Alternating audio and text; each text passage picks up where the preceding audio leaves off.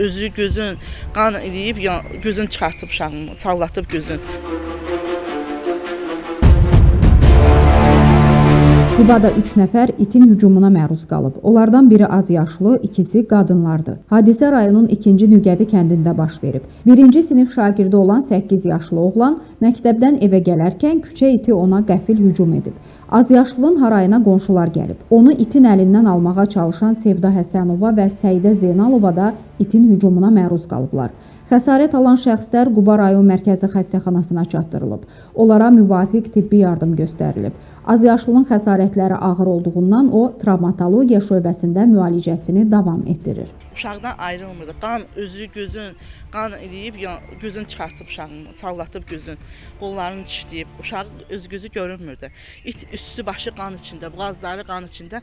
Uşağı gözünü çıxartıb, qonşu atıldı üstünə, Sayda xala atıldı. Sayda xalan qolunu dişlədi.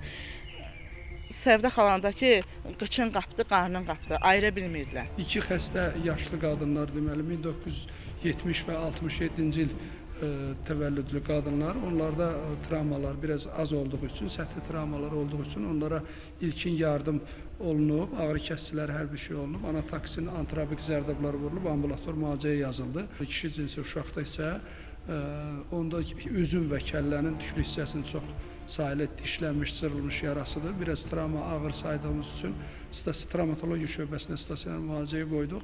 Ona da ilkin yardımlar olunubdur və antirabik və anatoksik zərdəbləri vurulub.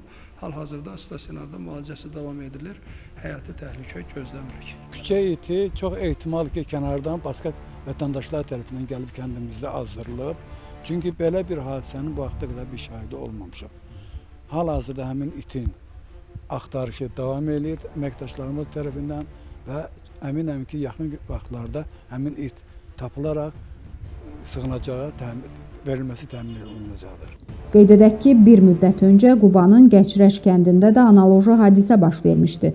Bir az yaşlı və 2 sakin də küçə itinin hücumuna məruz qalmışdı.